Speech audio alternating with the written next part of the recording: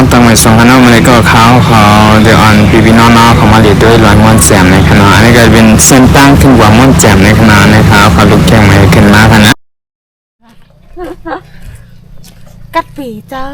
อยู่ว่างเป็นมวยนายตกเหมือนใจผลตกจ้าอันนี้ก็จะเป็นบรรยากาศในลอยม้วนแจ่มในคณะเขาขามาในก็ฝนก็จะย่อยอิดกันนะเพราะว่ามันจะเขากัดนั่นแหละเขาฝนได้ไว้ขนาดเนาะต้นหมากเนี่ยก็หาที่งามค่ะตึกจำเขียวอยู่เนี่ยก็จะมีน้ำตกมวยนายนิดๆในฝนตกแล้วก็ยังหมอกกุ้ม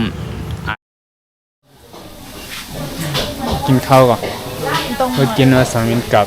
จอด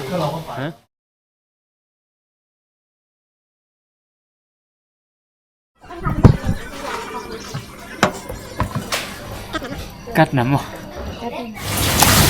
อันนี้ก็มาคนมาถึงเราเนี่ยก็ต้องไปเข้าหนาล่าเนี่ยก็เลยจนน้องๆเขามาสั่งกินข้าวปลาเค็มไข่เจียวโป่นี่ค่ะก็อาหารเขาก็อร่อยดีอยู่ค่ะนะบรรยากาศดีๆเนี่ยมันเลยในพวกนี้ร้อยในเข้มนะคะเนี่ยจะจิ้มคือคนนั่นเองนะ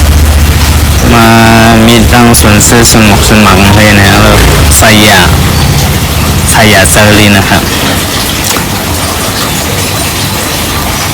แต่ว่ามีฝนตกอีกนึงเนี่ยก็มาหลบฝนด้วยนั่งแบบเขาก็งามยิ้มโชว์บริมินลง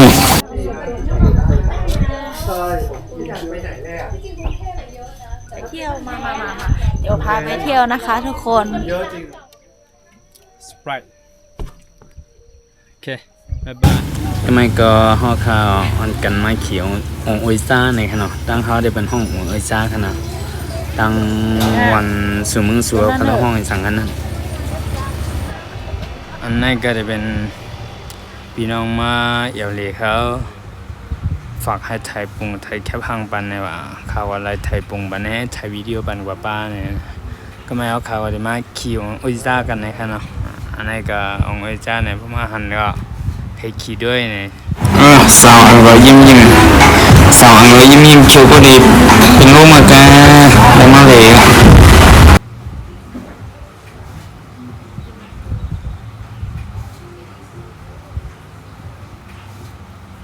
อันนี้ก็จะเป็นสุขินนักฮันลีมันในกันนะจะมีหมอกกลุ่มมาขึ้นมาเนี่ยฮันลีสวยงามดีนะครับนะพอพี่น้องเขาไปย้ำมาเนี่ยก็ไปหูดที่เหลือที่แอลเนี่ยก็มาเหลือตัวรุ่น100 ม้วนแจ่มนั่นกันนะยูมันสวยเตะสายจินเจอริเตะค่ะอันนี้ก็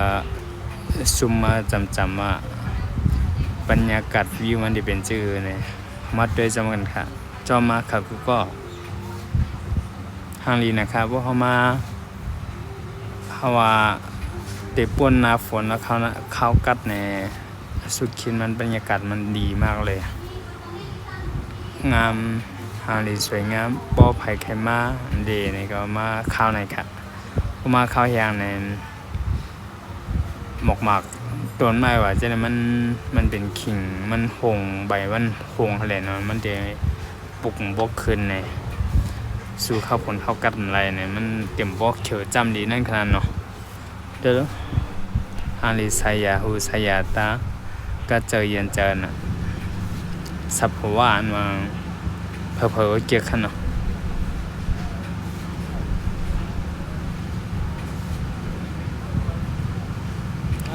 ตังไปลง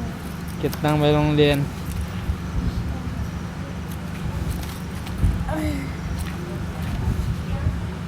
โจพี่น้องเขามาเลยแลมา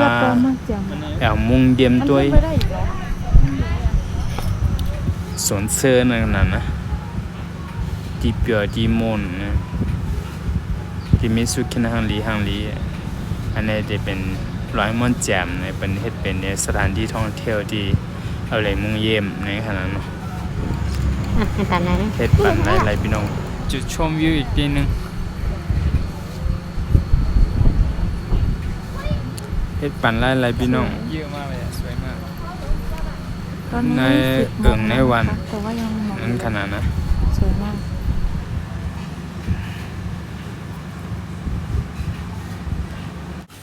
อันบรรยากาศมันจะไหนก็เหมือนรอยแสงมือสู้ห้อยคันเนาะมีหมอกกลุ่มแห่ในบทตื่นมาในก็เขาไลฟ์ฟิลมันขนาดเนาะรู้สึกว่ามันวันเขาเมื่อเขานั่นค่ะบรรยากาศมันดีมาก สาวใกล้เนี่ยอายุ18 3 รอบบอกใครอยากได้ก็อยากจะแปลเฟซแปลไลน์ให้ จริงคืออายุ18จะยังไม่19เลย อืม นะคะทุกคน